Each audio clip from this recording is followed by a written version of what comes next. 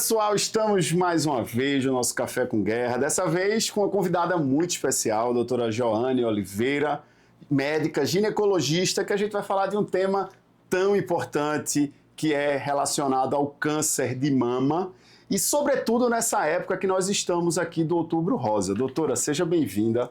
Muito obrigado pela sua vinda. Se apresenta para quem ainda não conhece a senhora.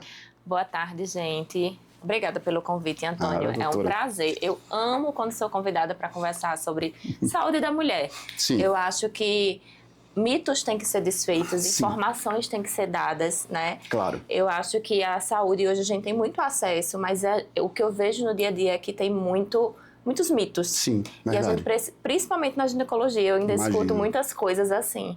E aí a gente precisa trazer esse conhecimento claro, objetivo, né?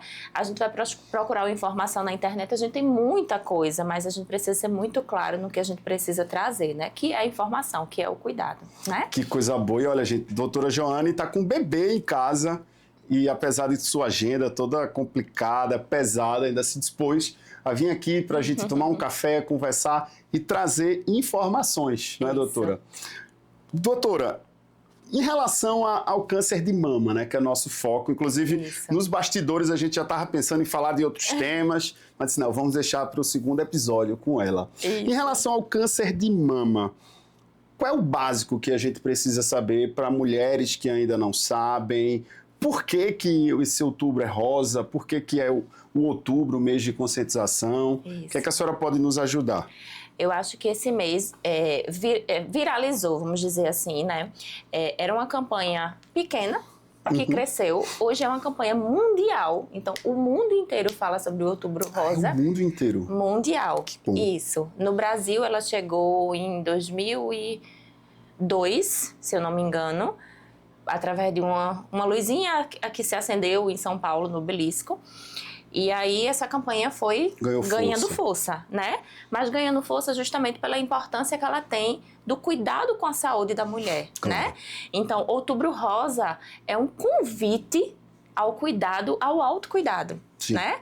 Ao cuidado com a saúde feminina, ao cuidado, assim, eu sempre gosto de falar nas minhas entrevistas, como brincando, você falou aqui, como é que tá a sua saúde para a secretária dele, né? Isso. E aí eu gosto sempre de brincar e dizer assim, a gente quando tá com uma conversa entre amigas, a gente pergunta sobre tudo. Sim. Como é que tá o casamento, como é que tá o parceiro, como é que tá isso, como é que tá teu preventivo? É importante. Teus exames de rotina estão em dia, né? Sim. Então, Outubro Rosa chama a gente para isso. Sim. Para esse olhar nesse cuidado com a saúde. Então, se falava muito somente sobre o câncer de mama.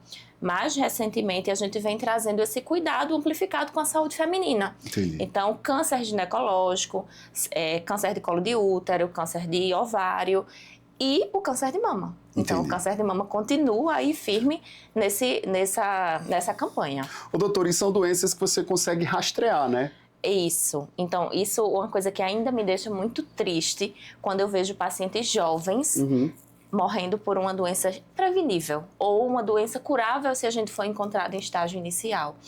Entendi. Tem uma paciente que me marcou muito na minha época de formação, na residência, que foi uma paciente de 35 anos que morreu por câncer de colo de útero. É muito jovem. Que nunca tinha feito um preventivo. Se ela fizesse um preventivo há 1 ano atrás ou há 5 anos atrás, já teria diagnosticado, né? Isso. Porque ele é um câncer demorado de crescer. Isso. A gente tem mais de 10 anos para ter uma manifestação de um câncer de colo de útero. Então, assim, fugindo já um pouquinho, né? Voltando para o câncer de mama, é o convite ao autocuidado. Sim. Né? É o convite a fazer esses exames preventivos. Né? É o convite a entender que se a gente descobre um câncer em fase inicial, a gente tem chance de cura. Sim. A gente já sabe que hoje a gente tem acesso bom aos exames no SUS, inclusive, né?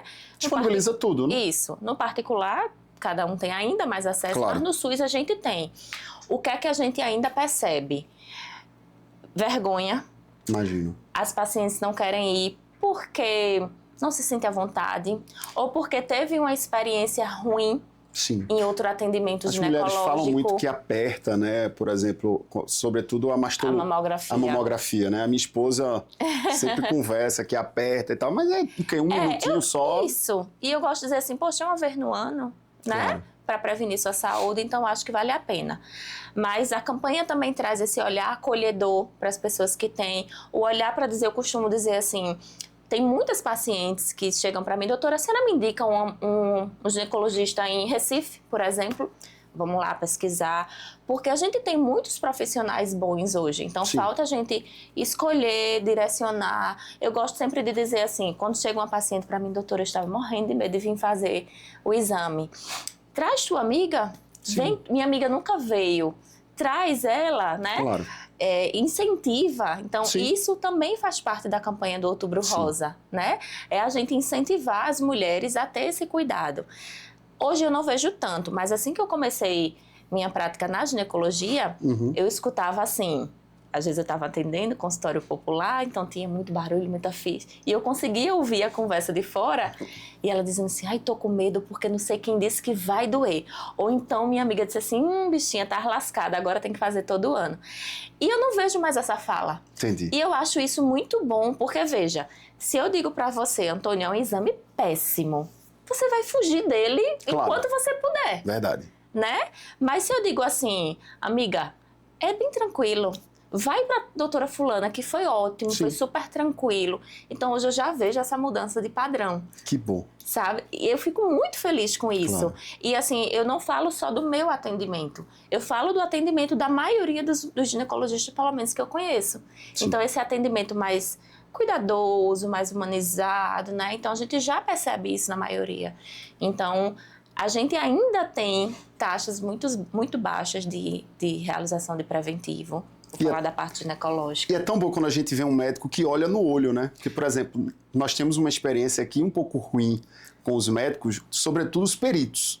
Sim. Do INSS, né? Sim. Alguns, claro, a gente não pode generalizar, não. né? Mas meia dúzia, um ou outro, nem olha no olho. E a gente vê aqui a doutora falando, você vê que o olho dela brilha do amor que ela fala da profissão dela e como isso ajuda as pessoas, né, doutora? Isso. Para mim, isso é importante. Inclusive, conversando com outros profissionais, com outros colegas, né? Hoje, para mim, inclusive como paciente, a gente também é paciente Sim. em outras áreas, né? Claro. Para mim, um médico completo, ele tem que ser empático. Ele tem que ser humano. Verdade. Ele pode ser o melhor, como já aconteceu, eu precisei escolher um profissional para atender a minha mãe, disseram, ó, vá para esse que é o melhor. Não gostei do atendimento que ele teve com a minha mãe. Sabe o que é? Porque nós lidamos com pessoas, com gente. As pessoas precisam entender que gente lida com gente, pessoa lida com pessoas. Exatamente. Não é um CNPJ que está lidando. Isso. A pessoa quer lidar com outra pessoa. E a partir do momento que a gente entende de pessoas, a gente consegue se conectar, a gente consegue desenvolver o nosso trabalho, a gente consegue fazer o nosso propósito e se diferenciar do universo de iguais. Exatamente, entendi. Não é? Esse nosso podcast é uma forma da gente ser diferente. Isso. Então, eu prezo muito por isso, sabe? A gente preceptora os alunos... A senhora é professora também, né, aqui? No curso de medicina, né, da UPE daqui de Serra Talhada. E eu ensino muito isso. Ó, vai atender uma gestante... É a fase mais vulnerável da mulher. Sim, os hormônios, o medo, Isso. aquele bucho crescendo, primeira gestação, não tem um manual. Isso, exatamente. Quando o menino nasce. Então, ó, atende com cuidado, seja empático, cobre a mulher, dá um lençolzinho, dá um paninho. Isso é muito importante. Então, isso tem sido cada vez mais frequente. A gente vem de uma leva nova, né? É a medicina, é verdade. Né? A gente vinha antigamente que isso era besteira, é assim mesmo, eu sou assim Faz mesmo, de qualquer jeito, assim, tem que né? fazer e ponto. E eu venho já dessa leva que não, a gente tem que ser como é, claro. né? A gente tem que ser empático. Eu acho que a profissão da gente é a sua também, né? Sim. Eu tenho um irmão advogado. E aqui aí... de Serra? Não, eu sou de Recife, eu não sou daqui. Ah, a senhora é recifense, é igual a minha, eu também sou recifense. Pronto. Vim morar aqui. Bebeu água de Serra Talhada do marido e ficou. Exatamente. Mesma coisa a minha esposa. E fiquei. E aí a gente compartilha muito, que é justamente o que você falou. A gente não é um CNPJ, a gente lidar com vidas, a gente lidar com histórias. Quantas histórias você não escuta aqui? Exato. Né? Histórias de vidas, de dificuldade, né? Então a gente precisa trazer esse olhar humanizado. Demais. E, sobretudo, no câncer de mama. Doutora, né? e quando começar esse rastreio? Quando começar a ligar um alerta, dizer, opa, preciso... Perfeito. O que é mais importante que eu digo para todas as mulheres? Gente, vocês que estão aqui vendo a gente, Isso. vocês precisam conhecer o seu corpo. É a coisa mais importante. Tem mulher que nunca se olhou no espelho. Por vergonha, porque não se sente bonita. Tabu, sabe? Mas conhecer o seu corpo é a primeira coisa, porque Sim. quando você vê uma coisa diferente, você vai dizer, opa. Até um sinal que pode ser um câncer de pele, né? Isso, exatamente. E aí você vai dizer, ó, isso aqui não tinha. É o primeiro sinal de procurar ajuda. Sim. Certo? Então, vai fazer o autoexame. O autoexame que é o que é mais comentado, né? Então, vamos lá falar. O autoexame. Vocês vão fora do período menstrual ou perimenstrual, que a mama tá mais sensível, mais dolorosa, né? No banheiro mesmo, na hora do banho, com o sabonete, que a mão vai deslizar mais, vocês vão palpar toda a mama e sempre comparando com a outra mama, certo? E isso, o ideal é fazer uma vez por mês, esse autoexame. Sim. Nesse período específico. Porque se fizer em outro, dá diferença, doutora? Não, porque a mama fica mais sensível. Entendi. Tem mulher que sente muita dor no período menstrual nas mamas. Entendi. Então vai ser um toque mais doloroso. Entendi. Então foge desse período e aí você faz uma vez por mês, certo? E sempre olhar também a axila. É a questão da axila, né? Você vai sempre palpar. Vindo pra cá, pra dentro, né? Isso, ver se tem algum carocinho. Bota a mão na cabeça dessa posição e você vai palpar a sua região da axila, certo? Fazendo isso nas duas mamas. Se você conhece o seu corpo, qualquer coisa diferente você vai saber dizer. Doutor, esse caroço aqui não tinha, surgiu ontem. Sabe o que é muito comum, Antônio? Tem paciente que chega com um caroço deste tamanho. Que dava pra perceber há muito tempo, né? E diz assim, eu vi ontem. Não apareceu ontem. Sabe? Difícil. Você falou desses caroços, eu me recordo, a minha esposa, no nosso primeiro filho, ela teve quase uma mastite. Né? E aí a gente foi no médico, doutor George, aqui de Serra, né? Sim. E aí ele chegou, vem cá, chega, Antônio, olha aqui, vem cá. Ele aquele jeitão paizão, né? Ele, olha, e Priscila lá, despida, morta de vergonha, mas faz parte. Ó, tá vendo aqui, ó, pegue. Vem, aí pegou minha mão na mama da minha esposa, ó, tá vendo esse carocinho? Pronto, esse carocinho você precisa quebrar ele. Vai quebrando, ela vai doer, ela não olhe para sua esposa não, quebre, que é o leite que vai se soltar e não vai ter mais a mastite. Aí eu fazia 3 vezes no dia, a pobre chorava. Eita, dói mesmo. Não. Mas deu certo. Ou seja, eu que sou um homem, né, claro, o doutor fazendo, a gente sente, então você, mulher, se toque, que você vai conseguir perceber esse carocinho. Isso. E o que é mais importante desse autoexame é você conhecer o que é normal para você. Um exemplo. Normalmente a gente tem uma mama maior que outra. Sim. Tem paciente que isso é mais evidente. Sim. Tem a mão também, toda parte do corpo. Tem paciente que é muito discreto, que você não vê. Aí você, poxa, essa mama aqui tá muito maior do que a outra. Isso já é um alerta. Pra gente avaliar. Exceto se a mulher estiver amamentando, né? Exceto se ela estiver nesse período gravídico puerperal, que a gente chama, certo? Isso fora dessa fase, tá? Então, pegando esse gancho, quais são os sinais para a gente pensar em alterações ou sugestões de câncer de mama? Não só nódulos. Quando a gente fala em câncer de mama, a gente só vê nódulo na cabeça, né? Mas a gente precisa ver a diferença da mama, certo? Uma mama cresceu mais que a outra. Vermelhidão, ferida em região de mama. Foi outro caso que me marcou muito.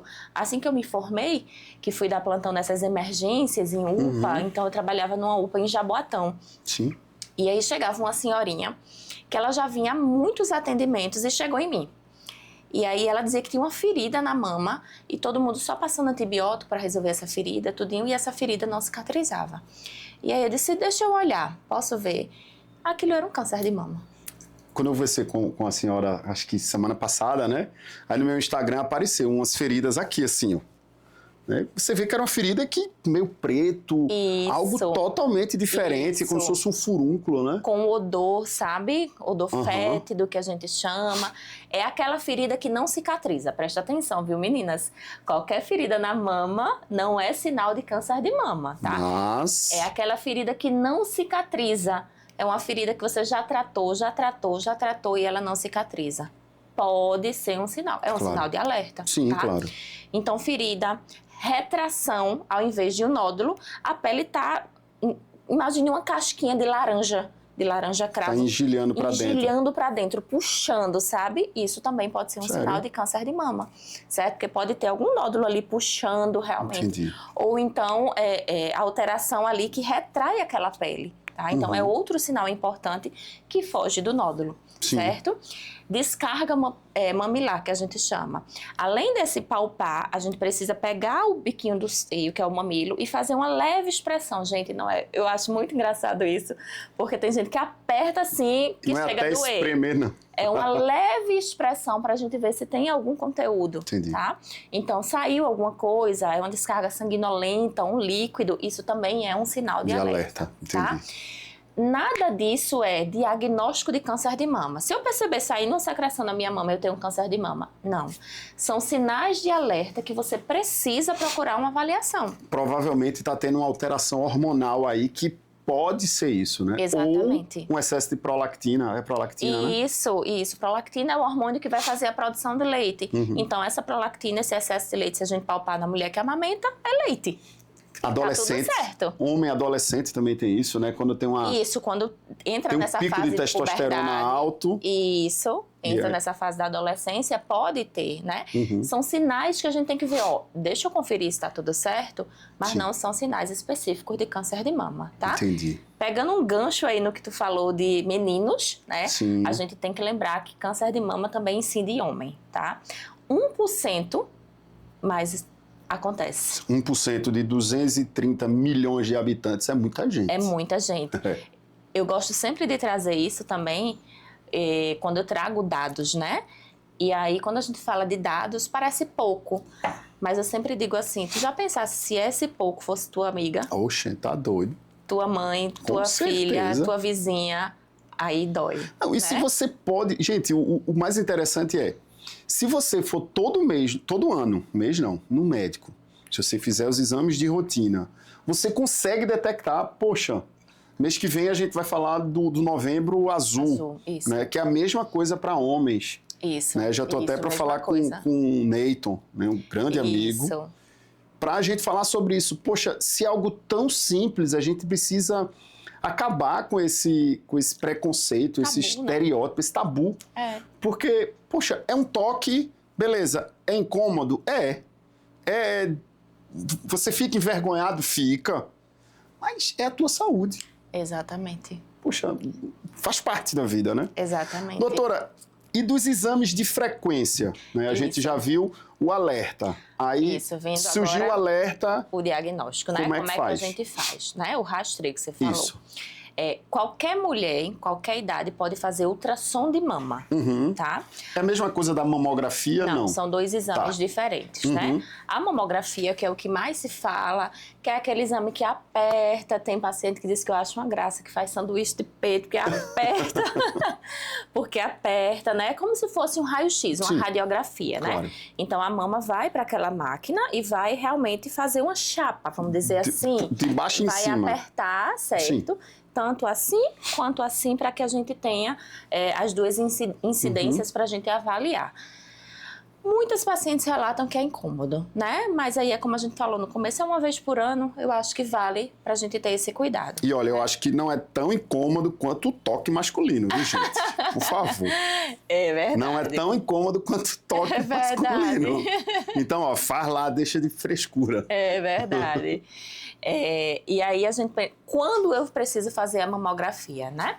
A mamografia, segundo o Ministério da Saúde, era feito a partir dos 50 anos. Certo. Esse ano, justamente agora na campanha, foi liberado pelo Ministério da Saúde a partir dos 40 anos. Ou seja, se a paciente tiver interesse, se tiver indicação, então a partir dos 40. A Sociedade Brasileira de Mastologia, ela já indica esse rastreio a partir dos 40. 40 já é obrigatório. 40. Então, inclusive, eu oriento as minhas pacientes que façam a partir dos 40 anual. Essa é a orientação da Sociedade Brasileira de Mastologia. E se a mulher tiver histórico de câncer de mama na família? Aí também ela precisa, 40 ou antes? Não, antes. Ela precisa fazer esse rastreio antes. Idealmente, 10 anos antes do diagnóstico. 30 anos. Um exemplo. Se a mãe teve com 45, ela vai fazer com 35. A gente não faz antes dos 35, como você falou. A minha mãe teve com 40, eu vou fazer com 30. Não. A gente faz ultrassom e aí, a partir dos 35 a gente faz a mamografia, certo? Por quê? A mamografia é um exame que, quando a mama é densa, que a gente chama, quando a mama é muito jovem, que é o caso dessa paciente de 30 anos, eu não consigo ver bem. É como se ela obscurecesse algumas áreas de nódulos. Então, de todo jeito, eu vou precisar fazer ultrassom. Então, não vai ser um exame tão relevante naquele momento para essa mulher. Então, é melhor deixar para mais para frente. Aí, a gente faz a partir dos 35, certo? Então, ultrassom, surgiu um sinal de alerta, vai para o ginecologista ou para o mastologista ser avaliada. Ultrassom de mama. A depender do histórico familiar, se você tem ou não um histórico relevante, aí a gente vai solicitar a mamografia ou não, certo? E já pegando o gancho nisso, nesses exames diagnósticos, quando eu vim morar aqui em Serra, eu escutei muitos históricos. A senhora já está aqui há quanto tempo? 4 anos. 4 anos. Desses 4 anos eu já vi muita mudança, né? De informação, de acesso, então eu acho muito bom. Mas eu escutava uma história que somente a ultrassom é suficiente. E aí, isso é um alerta muito grande, tá? A partir dos 40 anos, dos 50 anos, se você não quer fazer com 40 ou não pode, você precisa fazer a mamografia. Só a ultrassom não é suficiente para o diagnóstico. Entendi. Porque a ultrassom é muito superficial? Vamos lá, eu costumo dizer o seguinte... Se eu quiser, esse exemplo é super fácil para os pacientes entenderem. Se eu quiser analisar essa minha mão aqui, eu preciso fazer um raio-x, que eu vou ver os ossos, mas eu não vou ver a pele, o tecido, então eu faço um ultrassom. Aí eu consigo ver minha mão completa. Tá? Então, o raio-x na mama seria a mamografia, e aí eu vou ver lesões bem atrás da mama, às vezes lesões mínimas, às vezes um câncer inicial que eu não veria na ultrassom. Entendi. Certo? Ou então em pacientes mais jovens, essa paciente limítrofe de 40 anos, que ainda tem uma mama jovem, certo? Ela precisa fazer os dois. Ela faz a mamografia, mas vai vir lá no laudo. Necessário com ultrassom para complementar, mama densa, mama jovem. E aí tem paciente, quando escuta isso, quando vê isso, diz assim, eu não vou fazer não, mamografia, tem que fazer ultrassom de todo jeito. Só que são exames diferentes, né?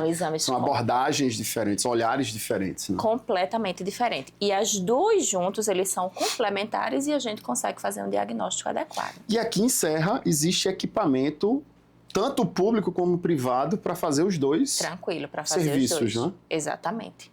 Então não é falta de acesso. Não é falta de acesso, né? Isso. E agora mais ainda, né? Que a mulher a partir dos 40 anos está tendo. Acho que semana passada a gente teve um caminhão aqui que estava fazendo. Caminhão da mulher. Isso. Que estava tendo preventivo, mamografia, atendimento ginecológico. Então, assim, acesso a gente tem. Né? É preciso buscar, é preciso você se organizar, é preciso você ter informação do que você precisa fazer. Né? Que às vezes não tem. É preciso acolhimento. Eu tenho uma paciente no consultório que ela tem um histórico de mãe e de algumas tias com câncer de mama. E ela disse, eu não quero fazer. Mas, o coração. Aí você precisa fazer, amor. Mas aí vamos acolher essa paciente? Ela disse, doutora, eu tenho medo. Natural. É mais um psicológico. Sabe? Eu tenho medo de descobrir, eu tenho medo do tratamento, né? Com minha mãe foi assim. Eu disse, vamos fazer o seguinte, vamos aos poucos, faz uma ultrassom ginecológica primeiro, vamos escolher um bom profissional. E aí, junto com ela, eu indiquei um profissional que eu sabia que ia ser muito acolhedor. E aí, a gente foi aos poucos desensibilizando essa paciente. Claro. Entendeu? Mas percebeu que essa paciente precisou de informação e de acolhimento. Tudo é acolhimento. Né? Se fosse só a indicação científica de, tem que fazer, ela não ia fazer. E aí ia ser mais um desses números que a gente vê que nós que estamos de fora, eu que sou de fora da área da saúde, que eu falo assim, poxa, é tão simples, vai lá e faz o exame. É só que tem toda uma carga psicológica por trás, não é? Isso, exatamente. Interessante, doutora, as pessoas saberem também que a Previdência Social, ela dá suporte a esse caso. Exatamente, dá sim. Né? Porque as pessoas às vezes têm medo de, meu Deus, como é que eu vou fazer, como é que eu vou trabalhar? Veja, a pessoa não está nem preocupada com a saúde, já está preocupada com o sustento, com a família. Isso. Mas a Previdência Social tem equipamentos como benefícios, como aposentadorias, como até a isenção do imposto de renda para pessoas que possuem câncer, para que possam dar suporte a essas pessoas. Isso, né? Que perfeito, isso, muito bom a gente casar essas informações, né? Claro. Porque as pacientes não sabem disso. Né? Sim, isenção do imposto de renda, poucas pessoas sabem. Exatamente. Né? Pessoas com câncer, com Down. Tem uma lista de doenças, eu não me recordo aqui, mas aí a gente já está falando para uma parcela pequena da sociedade que tem uma condição financeira melhor. Mas imagina você não pagar imposto de renda. Isso. Para esse recurso ir para o teu tratamento. Isso. Já para a base da sociedade, existem os benefícios previdenciários, que você vai ficar encostado, você pode se aposentar, ou seja, existem mecanismos para as duas partes. Isso. Se... Existe auxílio. Auxílio, né? Perfeito, doutora. Isso, e isso é muito importante. Ô, doutora, e aí quando o paciente chega lá, continuando nossa trajetória, aí diagnosticou, acho que o grande medo das pessoas é, meu Deus, eu estou com câncer, e agora? Isso, e agora, né? Essa é a parte mais importante. Por quê? Quando a gente descobre um câncer em fase inicial, a gente tem cura. O câncer de mama tem cura.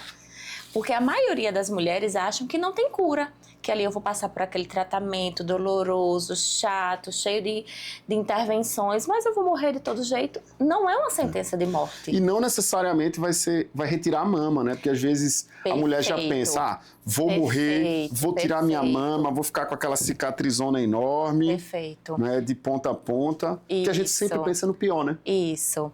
Eu vou pegar outro gancho que a gente estava falando aí da questão emocional. Sim. Para a mulher, a mama é um órgão sexual. Faz parte da autoestima da mulher. A estética também da mulher, né? Exatamente. Então, quando a gente fala de câncer de mama, a gente fala, vou tirar a mama, vou perder a mama. Isso mexe muito com a autoestima da mulher. Sim. Você não tem noção da quantidade de mulheres com câncer de mama que perderam os parceiros. Puxa vida.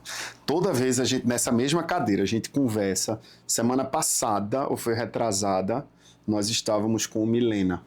Milena, inclusive sai hoje o episódio dela. Sim. Milena tem 5 filhos, 3 autistas. E aí ela dizendo que a primeira coisa que acontece é o luto do diagnóstico e o segundo, o homem, que é um covarde, que é um fraco, que não vale nada, vai embora porque não aguenta segurar a onda. Aqui também da mesma forma. É vergonhoso isso para mim como homem, escutar isso de várias pessoas diferentes. E essa é a nossa realidade. Terrível. Terrível. E aí entra a informação também, porque vamos se colocar do outro lado. No diagnóstico de câncer, adoece a família. É verdade. Não adoece só o doente. Não. Né? E a rede de apoio é importante. Isso. E aí vamos colocar esse homem que viu sempre a mulher ali completa, vamos dizer assim, e que vai perder uma mama. Mas isso é bobagem, pelo amor de Deus. Mas a gente precisa contextualizar esse homem. Sim. Aí vamos colocar esse homem agora numa roda de conversa com os amigos. Se fosse minha mulher, eu não queria, não. É terrível. É o machismo, Sabe? É cruel no nosso país. Ave Maria, não quero, não. Já teve mulheres que, das duas situações... A senhora já viu isso na prática várias vezes? Na prática. Que vergonha, gente. Que vergonha. Na prática, já aconteceu da mulher mesmo dizer... Vamos se separar porque eu não me sinto mulher. E aí entra um contexto psicológico nisso para a mulher se sentir, ter sua autoestima novamente, né? Sim. E entra o acompanhamento desse parceiro também. Sim, claro. Porque a gente precisa entender o que é que ele cresceu entendendo que o sexo é importante e que a mulher tem que ter as duas mamas. Sim. Entendesse? Então isso é muito complexo. Demais. Isso é muito difícil, é muito pesado. Como eu disse, adoece a família. Mas terrível. O homem precisa... De tratamento. Precisa estar forte para poder seguir isso daí. É tratamento psicológico, viu? Exatamente. Vamos falar de uma história bem recente que a gente, todo o Brasil inteiro viu, que foi o histórico de Preta Gil. Sim. Que o marido abandonou ela. E nem era um câncer de mama. Não, não era. Né? Era. E nem era um câncer que mexia com a sexualidade. Nada. Entende? Nós conversamos com o doutor João Otávio. Ótimo, conheço. Conversamos sobre o caso de Preta Gil aqui. Isso. Então, imagina um câncer que mexe com a sexualidade. Difícil. Que mexe com os dois lados, né? Sim. Então, o tratamento de câncer, ele envolve a sociedade, eu costumo dizer. Você imagina essa mulher que fez um tratamento de câncer de mama, precisou retirar a mama, vamos colocar o caso mais extremo, né? E ela agora vai voltar ao ambiente dela de trabalho. Como vai ser os olhares dos colegas de trabalho para ela? Terrível. Entendeu? Sim. Então, o Outubro Rosa é uma campanha para a sociedade também. Sim. Para que a sociedade deixe de ser deficiente e aceite as pessoas como elas são, com suas dificuldades, não é? Entendesse? E hoje nós temos, por exemplo, alternativas na questão da prótese de silicone. Eu vi que tem uma tatuagem. Isso quer dizer muito legal. É porque quando eu falei com a senhora, a gente dá uma pesquisadinha para não ficar tão feio, né? Isso, então, quando faz a reconstrução... Isso tudo para elevar a autoestima da mulher. A gente tem pelo SUS a cirurgia plástica. Sim. Com inserção de prótese. Entendi. Só que não tem o mamilo, né? Sim, claro. Então a gente tem com tatuagem que fica perfeito. Apareceu para mim umas fotos. É perfeito, gente, com a tatuagem. Perfeito. Né? Agora você vê que isso é mais para uma resposta da sociedade, não é? Ou também para a questão de aceitação da mulher, né? Entra a autoestima, como eu te falei aí, do casal, claro. né? Porque essa coisa do relacionamento não é só o parceiro realmente que abandona. Sim. É a própria mulher que diz, eu não me sinto mulher assim. Entendo. Entendeu? Então entra todo um contexto psicológico. Entra toda uma rede de apoio. Você imagina essa mulher que é extremamente vaidosa e vai dizer, eu não vou sair de casa agora, porque perdeu o cabelo, tem que andar de lencinho, né? Que perdeu uma mama, que tem que usar enchimento ou alguma outra coisa, né? Sim. Então, é todo um contexto. Então, o Outubro Rosa, gente, não é uma campanha só para a mulher. É uma campanha para o homem entender a mulher, para o homem que vai receber essa mulher no ambiente de trabalho após o tratamento, para a colega de trabalho jovem que vai apoiar e não vai dizer, se fosse comigo eu não queria não, se fosse, sabe, que bom que tu tá viva, que bom que tu tá bem, como é que eu posso te ajudar? Claro. Sabe? A gente ensinar, por exemplo, desde as crianças, esse olhar não julgador. Sim. Porque se você vê na rua uma mulher que aparentemente não tem uma mama, as crianças vão achar aquilo diferente. Sim. Né? E criança vai logo na veia, né? E aí você precisa ensinar essa diversidade às crianças, né? Então é uma campanha para a sociedade. É uma campanha de autocuidado, de amor, né? Que cuidar da saúde é um ato de amor. Mas é uma campanha para a sociedade, não é uma campanha só para as mulheres. Olha aí, gente, que história, hein? Que olhar fantástico, né? Porque assim, como professor, a gente acompanha, eu sou professor há 12 anos. Né? Então, assim, a gente sempre participa de palestras e tal, mas nunca foi tão esclarecedor. Talvez porque eu também não tenha dado um olhar tão atencioso. Sim. Pode ser. Sim. Não é? Mas essa campanha é para você também. Exatamente. Para que a gente não tenha olhares, né? Olhares com menosprezo para diminuir aquela pessoa, e sim para acolher. Doutora, enquanto a senhora falava, me veio à mente aquele caso emblemático, a senhora já deve estar cansada de falar, daquela atriz Angelina Jolie, sim, que fez a retirada das mamas de maneira preventiva. Porque ela tinha fator de risco bem importante. Porque algumas pessoas hoje fazem um mapeamento genético, né? Isso é bem importante. O que é que você faz hoje? Por exemplo, sua mãe foi atendida com câncer de mama. Automaticamente a gente chama as mulheres da família de primeiro grau, né? Pra gente fazer esse rastreio. Então, filhas, irmãs, os parentes de primeiro grau para fazer o rastreio. Quando a gente tem esse painel genético positivo com alta chance de desenvolver o câncer, tem mulher que prefere tirar. Eu tenho uma colega que fez isso. Ela preferiu ter os 2 filhos dela, amamentou. A mãe dela teve câncer de mama e aí depois ela fez e colocou uma prótese. E retirou. E colocou a prótese. Toda retirada necessariamente retira o mamilo também ou não? Porque eu acho que são perguntas que as pessoas têm, Não. Nesse caso do esvaziamento da mama, ela pode ficar com o mamilo, porque ela não tem doença. É um preventivo. Entendi. Né? Quando a gente tem a doença, o câncer mesmo, aí precisa, né? Não toda paciente vai ter que tirar. Sim. Hoje a gente tem uma cirurgia chamada quadrantectomia, que é tirar uma parte só da mama, um quadrante, um pedaço, só aquela área afetada. Sim. E aí a paciente fica com a mama preservada, né? Vai ter uma diminuição da estrutura, diminuição do volume, mas não perde a mama.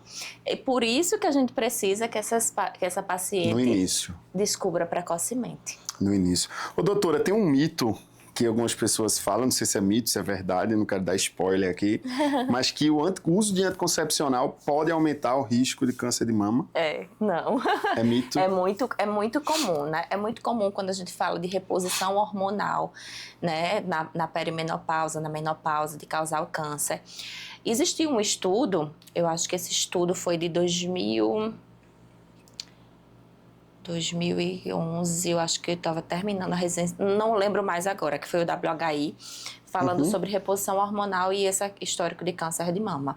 Que foi assim, um boom, e ninguém faz mais reposição hormonal, que dá câncer, foi aquela agonia. E aí depois... É igual, de vez em quando diz, o ovo presta. O ovo é o melhor alimento. Aí todo mundo come, daqui a pouco diz, não, você só pode comer a clara, a gema não. Aí agora, se você não pode comer nada. Isso. Né? São ciclos. Exatamente. De fake news, né? E aí vem novos estudos. Então, hoje a gente tem, por exemplo, um anticoncepcional com baixas dosagens hormonais. Em relação a esse histórico do anticoncepcional, eu sempre friso nisso, porque tem paciente, sei lá, me pega no meio da rua, doutora, me indica um anticoncepcional? Ou então assim, eu tô usando o que minha amiga usou. Não é assim, gente. Se acalme. É hormônio, e precisa de um histórico. Então, quando a paciente vem para consulta comigo, doutora, eu quero usar um anticoncepcional, eu vou perguntar a idade dela, se tem filhos, se ela tem histórico de câncer de mama na família, se fuma, se faz atividade física. Tudo isso é importante. Para saber a dosagem de mais um hormônio, de outro. Isso. Para saber se ela tem um risco ou não, por exemplo, de ter uma trombose por uso de hormônio, entendeu? Sim. Então, não é assim. A paciente precisa já ter um fator de risco para a gente desenvolver alguma outra doença, uma trombose, um câncer de mama. Tem a questão também da mulher que tem cólicas muito intensas, já outras que o período menstrual é mais simples. Isso, exatamente. Eu entendo um pouquinho por conta da minha esposa. Isso. Essa paciente que tem mais cólica, ela vai precisar do hormônio. Então, o hormônio não é maléfico. Sim. A gente precisa saber para quem, qual é a dose, qual é o tipo de hormônio, entendeu? Sim. Então, não é maléfico como... Então, é mito. É calma. Qual é a sua indicação, né? Então, se você não tem nenhum histórico familiar, se você não tem nada, você pode usar um anticoncepcional que não vai causar câncer de mama. Entendi. E o uso prolongado, aí tem as discussões, não é? O uso prolongado também não é o uso prolongado que vai desenvolver o câncer, não. Entendi. É se você tem um fator de risco. Sim, né? sim. Pegando o gancho aí nessa questão de fator de risco, né? Que a gente fala muito sobre histórico familiar, né? Se a gente tem um parentesco, se não. Mas, para surpresa de todo mundo, a maioria da incidência de câncer de mama é ao acaso. Ou seja, não tem associação com genética. Não, eu já pensava que tinha total. É o contrário. Veja, a maioria não tem associação. Entendi. É ao acaso. Por exemplo, peguei uma paciente, descobriu câncer de mama, ninguém na família tinha câncer de mama. Nem tem histórico nenhum. Então, assim, é ao acaso, certo? Então, é o autocuidado, é o toque, é conhecer seu corpo, tá sempre fazendo os cuidados necessários. Aquela paciente que tem um histórico familiar, claro que ela tem que ter mais cuidado. Sim. Mas outra que não tem histórico, ela tem o mesmo fator de risco. Entendeu? Entendi. É muito mais presente essas pacientes ao acaso. E quais são os fatores de risco preveníveis que a gente chama? Dá para organizar a sua rotina. A atividade física. Sempre volta. Veja, atividade física, alimentação, álcool, tabagismo. Muito fácil. Muito fácil de colocar na rotina. A gente sabe que a atividade física depende, né, das limitações. Já eu vou. Isso, né? Tem gente que não consegue, tem gente que tem uma dificuldade para perder peso, mas são coisas preveníveis. Claro. Eu sempre costumo dizer aqui, doutora, que a atividade física, inclusive as meninas que estão aqui comigo, sabem que assim, eu vou por conta da cabeça, porque senão eu endoido. Senão... Eu acredito. Assim, a cabeça, eu vou pela mente. Para dar essa mexida no corpo, para descarregar um pouquinho de endorfina, para dar aquela satisfação, Mas é uma luta diária. Pronto. Essa questão da atividade física. Então, a gente sabe que para a maioria das pessoas não é fácil. Exato. Mas é preciso entender que é necessário. Tem que colocar na agenda. Eu queria um dia conseguir, ainda não consegui. Eu queria um dia, vou tentar novamente. Né? E de manhã cedo, assim, acordei 5h30 da manhã, faço lá tudo que tem que fazer e continuo o dia, mas é difícil. É difícil. Eu me acostumei. A senhora vai de manhã cedo? Hoje eu não vou mais porque a rotina com o meu bebê ainda não permite. Meu bebê tem 8 meses só. Ah, é um bebê. Está na melhor fase. Eu costumo dizer que o 8º mês em diante é o melhor de todos, não é? É uma que ele olha para você, ele toca, ele interage. Antes ele estava meio aéreo, né? Isso. Eu gosto sempre de dizer assim para as pacientes, para todo mundo, que adulto faz o que tem que ser feito.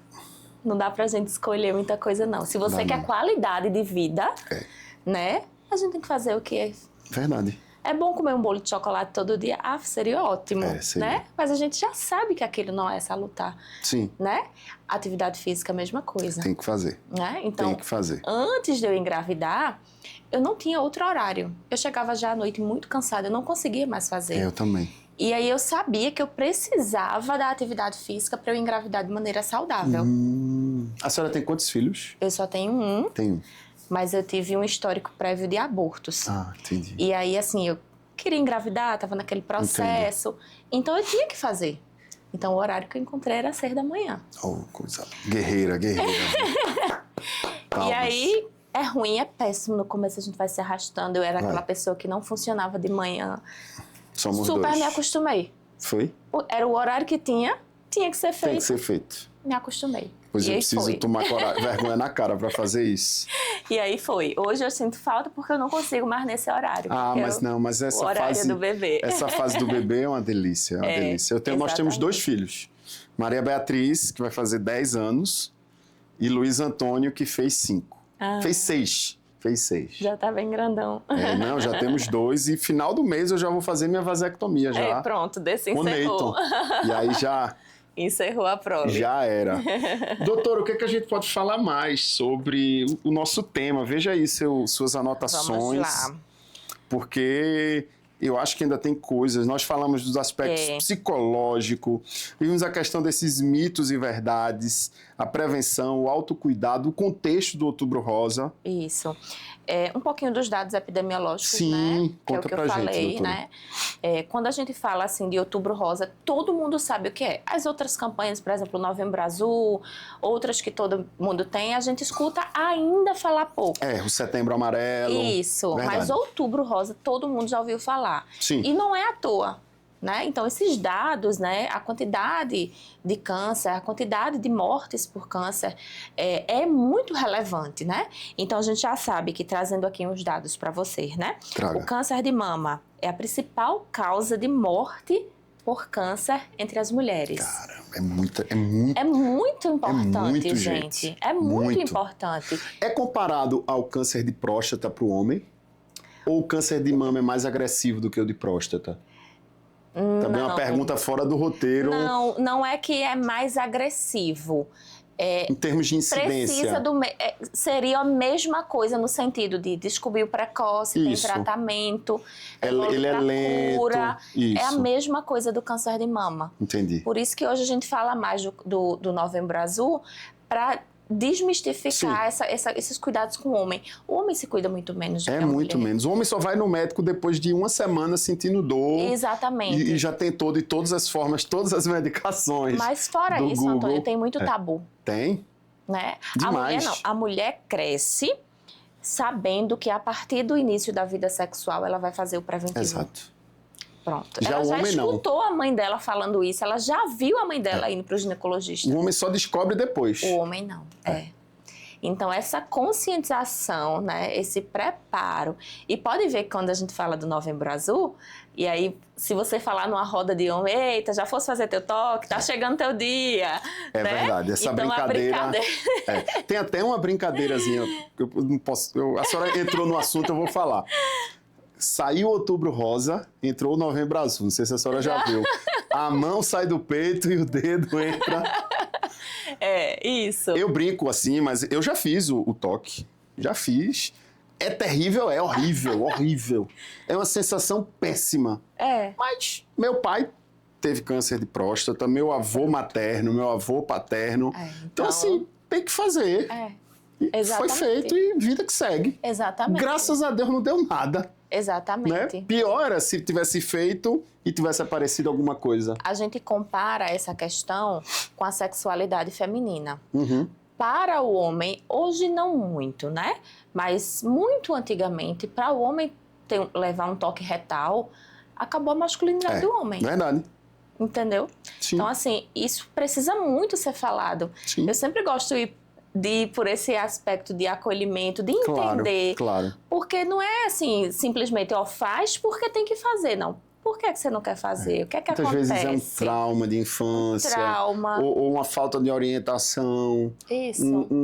Uma sociedade que diz que o homem não pode chorar, que o homem é forte, ele não pode demonstrar fraqueza. E no interior isso é muito mais forte, né? Muito mais forte. Isso precisa ser quebrado constantemente. Isso. E quando você quebra isso, é um alívio. Isso. Porque você, homem, vai perceber que você pode errar, que você pode estar num momento de fraqueza, que você pode ser frágil em algum ponto. E isso não vai fazer que você seja homossexual. Ou que você seja menos homem do que outra pessoa. Sua masculinidade. Exatamente. E se for, o que é que tem? Pô, deixa a pessoa sendo feliz, o que é que tem? Exatamente. É informação, do mesmo jeito que a gente traz do Outubro Rosa, né? Então, acho que vale a pena. Sim, doutora, os dados. Voltando para trazer números, os dados para vocês, né? Veja como é relevante. Segundo o INCA, que é o órgão que vê esses dados em relação a esse câncer, né?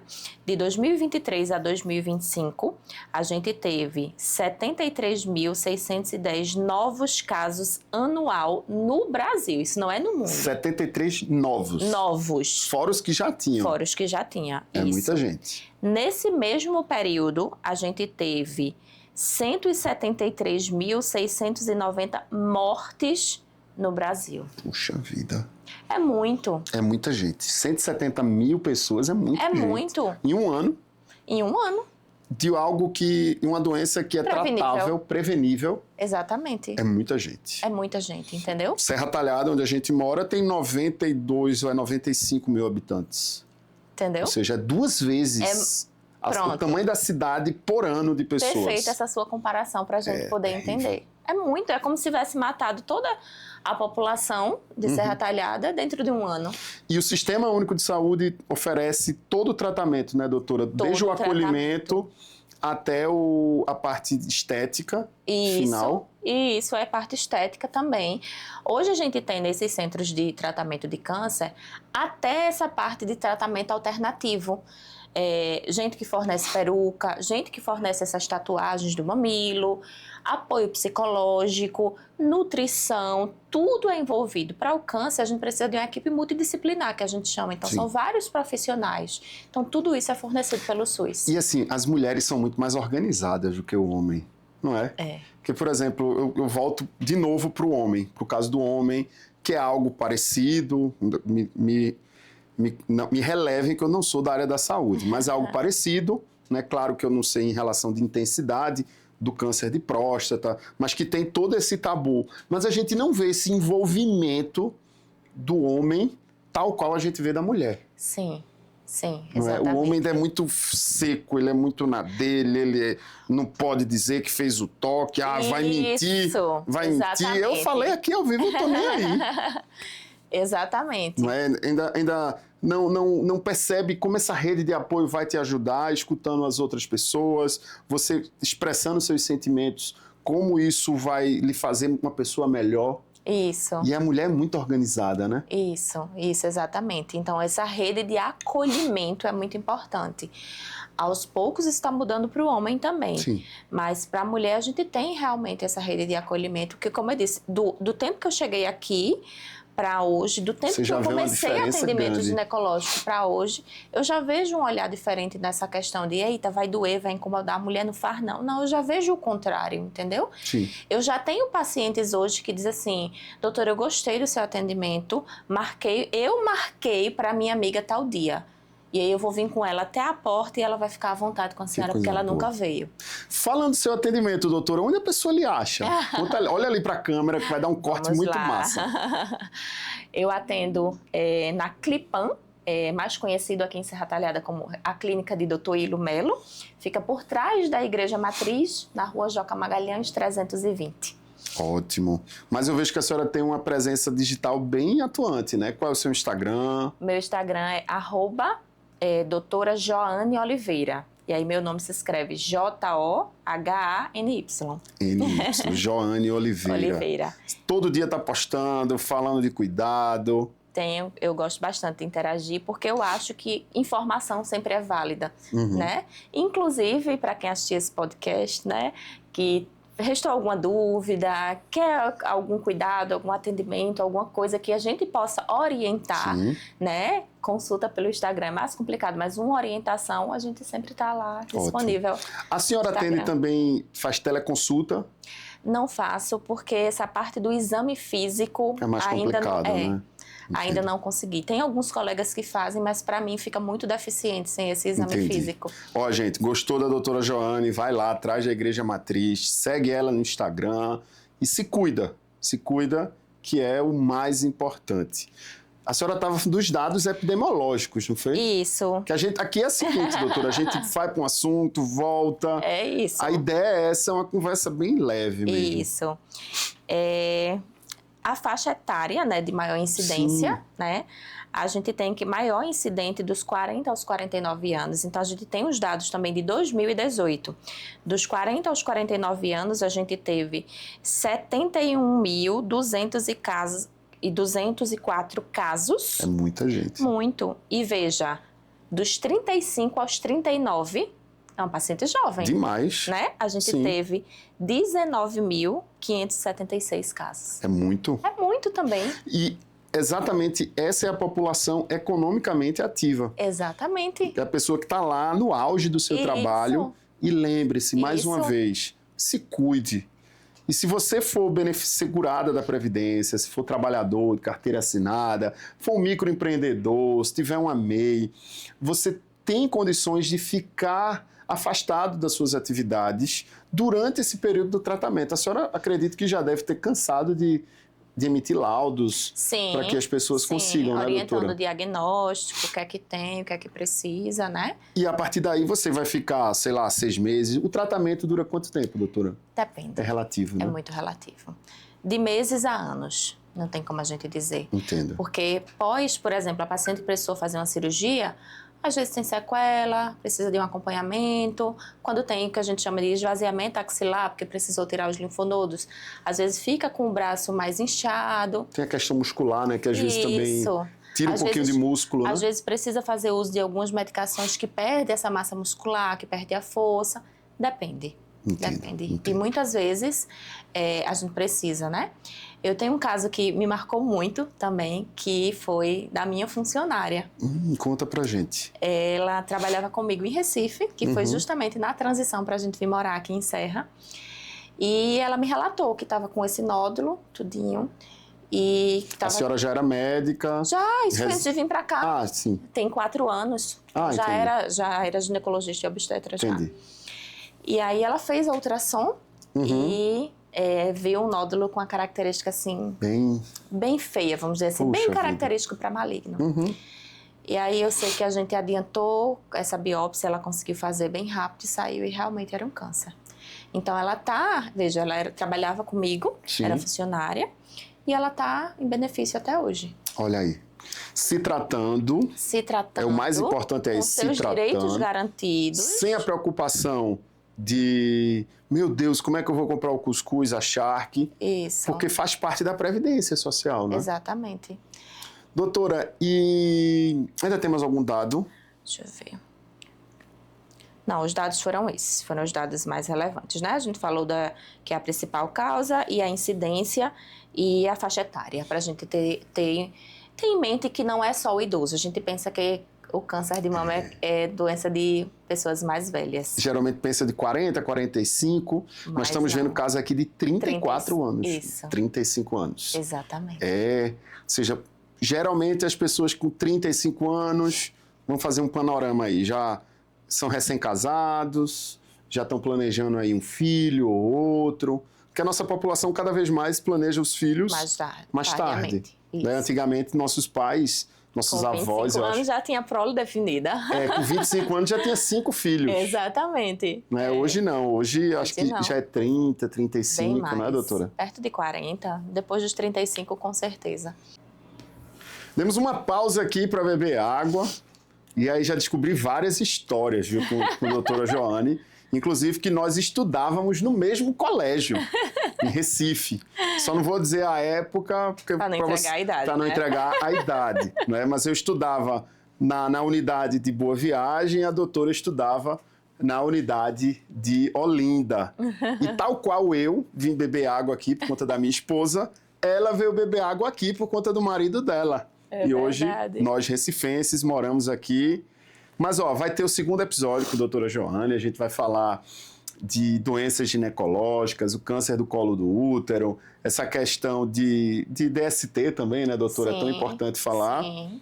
E de anticoncepcionais. Acho ótimo. Não é? Pois vamos marcar. Mas antes, eu quero ver doutor Ilo aqui, doutor Ilinho aqui, para a gente falar um pouquinho sobre o Novembro Azul. Ótimo. Doutora, como médica, o Outubro Rosa representa pessoalmente o que para a senhora? Se a senhora fosse falar assim, pouquíssimas palavras. O Outubro Rosa é uma campanha de empatia. E aí, como eu trouxe no começo, é uma campanha para a sociedade, é uma campanha informativa, tá? E uma campanha que traz essa importância do cuidado com a saúde feminina. Sim. E aí eu sempre gosto, sempre nesse mês tem esses convites para falar sobre isso e eu reforço. Outubro Rosa é um mês de cuidado para a saúde da mulher, mas é uma campanha para a sociedade, não é só para as mulheres. Muito bom. Eu lembro que uma vez me chamaram para uma palestra aqui em Serra, de uma empresa. Não lembro mais qual era o nome da empresa, mas era uma empresa grande. Uhum. E no auditório tinha alguns homens. Sim. E eu achei isso muito legal, justamente por isso. Porque a campanha é para a sociedade. Porque esse homem tem uma amiga, ele tem uma esposa, ele tem uma namorada, ele tem uma mãe, né? Sim. Ele vai saber acolher, ele vai perguntar à esposa. É muito difícil um homem perguntar à esposa, fizesse teu preventivo esse ano? Ele nem sabe. Verdade. Né? É verdade. Eu nunca perguntei para minha esposa. Pronto. Verdade, doutora. Vai chegar em casa hoje perguntando. Vou perguntar. Priscila, você já fez seu preventivo esse ano? Vou perguntar. Verdade. Já a mulher pergunta do homem, né? Já a mulher pergunta. Por exemplo, a mulher, a esposa já diz, tá na hora de você ir no médico, viu? Você já tá com os 40 anos, tá na hora de ir. Né? Olha, você, como é que tá seu colesterol, glicose? Né? Exatamente. Pois nós precisamos nos cuidar, gente. Exatamente. Doutora, se você pudesse deixar uma mensagem final para as nossas ouvintes, né? O que é que a senhora traria assim, de conselho para aquela mulher que... Primeiro, para aquela mulher que não sabe de nada. Segundo, para aquela que recebeu o diagnóstico e está no luto, sem saber o que fazer. Eu acho que primeiro de tudo, busque um profissional que vai cuidar de você. Escolha um profissional, né? Escolha um ginecologista, um mastologista, que vai, além de te dar o suporte científico, um suporte emocional, certo? E aí vai pegar na tua mão, literalmente, e te conduzir nesse passo a passo. Sim. Eu acho que é a principal coisa, como a gente voltando ao começo. Um bom profissional hoje, e não só médico, mas um advogado também, ele precisa ser empático para compreender a história daquele paciente, né? Daquele cliente. Demais. Então, escolha um bom profissional. Eu dou a dica da doutora aqui, já, viu? Ali atrás da igreja, vai lá, marca a tua consulta. E, além disso, lembre que o diagnóstico de câncer de mama não é uma sentença de morte. Isso é importante. Que é o que a gente sente quando recebe o diagnóstico. Sim. Né? Mais recente também, essa paciente ainda está em tratamento, uma querida, uma fofa que eu tenho acompanhado. Não foi um câncer de mama, foi um câncer de vagina. Ela tem 60 e um pouquinho. E aí... Já é madura. Descobriu o câncer, chegou para mim com sangramento, a gente fez a biópsia e descobriu. E aí, de cara, toda a família e ela não queria fazer o tratamento. E aí a gente sentou junto, conversou. Você é jovem, bora tentar. Sim. E aí ela topou fazer o tratamento. E ontem foi essa semana, a filha dela me mandou uma mensagem com o resultado do último exame que ela tinha feito com regressão do tumor. Que coisa boa. Nossa, eu fiquei tão feliz. É gratificante, né? Demais, demais, demais. Assim, a gente se emociona. Sim. Porque a gente se envolve no processo. Né? É uma coisa que eu acho tão engraçada que as pessoas costumam dizer assim, médico é frio. É nada. Gente, eu não sei. Alguns. De onde a gente tirou isso. Alguns, porque os bons se envolvem e chora, a gente fica triste. Chora, a gente leva para casa. Eu costumo sempre dizer assim, eu tive um professor, um exemplo, né? Quando a gente ia fechar a cesárea, tem aquele ponto colado, que as pessoas chamam colado, que não é colado. É o últimozinho, né? O último, né? Isso, que é um pontinho interno que a gente faz, que é o intradérmico, mas todo mundo conhece como ponto colado. E aí no SUS não tinha muito essa preocupação. Fazia de qualquer jeito. E aí ele dizia assim pra gente, vai fazer assim, se fosse você queria como? A cicatriz bem pequenininha, imperceptível, então, né? Hoje, inclusive no SUS, eu só faço assim, ensino os alunos a só fazer assim e replico para eles a pergunta, se fosse você queria como? É empatia, né? Porque né? a senhora começou a falar do podcast sobre a empatia. Eu sou essa palavra é uma palavra da minha vida. Porque eu acho que a gente precisa de empatia para lidar com as situações. Uma coisa que a medicina, que a ginecologia me ensinou, empatia e não julgar. Tem uma história que eu vou contar aqui para você que foge do câncer de mama, mas tem tudo a ver com isso. Eu atendia numa clínica popular e aí chegou uma paciente para mim que ela disse, doutora, eu queria fazer meus exames de DSTs porque eu descobri que meu marido me traiu. Na hora eu me levantei assim, revoltada, eu disse... Mas rapaz, esse danado... E você ainda quer ficar com ele? Ela disse, doutora, eu preciso. Eu tenho um filho especial e se eu trabalhar não tenho quem ficar com ele. Puxa vida. Eu vou ter que pagar para ficar com ele, então eu dependo dele. Antônio, aquela isso Joane me que... desmontou. Imagino. Me desmontou, sabe? E aí eu aprendi que a gente não pode julgar. Não. A gente precisa ter empatia mesmo. Acolher, receber, ajudar. Isso.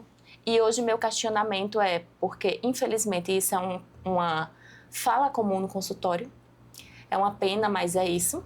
Doutora, eu descobri que meu marido me traiu, então eu queria fazer os exames. E aí a minha pergunta hoje é, o que é que você quer fazer? Ponto. Sim. Então a pessoa, a paciente, essa mulher vai decidir. Sim. Somente ela está sentindo ali na pele o que é que ela deseja. E a vergonha dela chegar no médico e, sei lá, descobrir que contraiu uma DST e que o pior que é terrível. Horrível. Deve ser terrível. Horrível, né? Então, empatia é a palavra da minha vida. Empatia por ter vivido algumas coisas também e ter tido a oportunidade de, na saúde, ter tido os bons profissionais que me acolheram, que seguraram a minha mão, que me ajudaram. Então, eles também são exemplos para mim. Sim. Então, são pessoas que cuidaram de mim como pessoa. Eu costumo dizer, inclusive, do meu pré-natal, que eu não queria ser obstetra, eu queria ser paciente, eu queria ser cuidada. Que coisa boa. E aí, eu acho que é isso. Então, escolhi um profissional que tinha esse perfil empático, de cuidado, e me permitisse ser cuidada. Sim. Então, o bom profissional para mim hoje é esse. É esse que tem essa empatia do cuidado. Muito bom, gente. Que história linda, né? Não sei se vocês perceberam o olhar da doutora, a segunda vez que eu falo isso, como ela fala com amor. Né? Isso é o propósito de vida, doutora. Eu penso, eu acredito que a senhora é bem realizada na sua profissão e que faz por amor. Eu sou muito feliz. Eu gosto demais do que eu faço.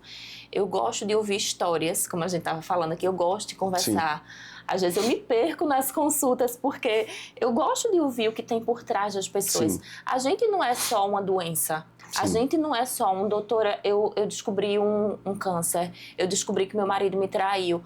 Qual é o contexto disso? Como é que tá, né? Às vezes chega paciente assim... que eu amo essas histórias porque me identifica muito. Doutor, olha, eu demorei para vir fazer os exames porque eu tô investindo na faculdade do meu filho.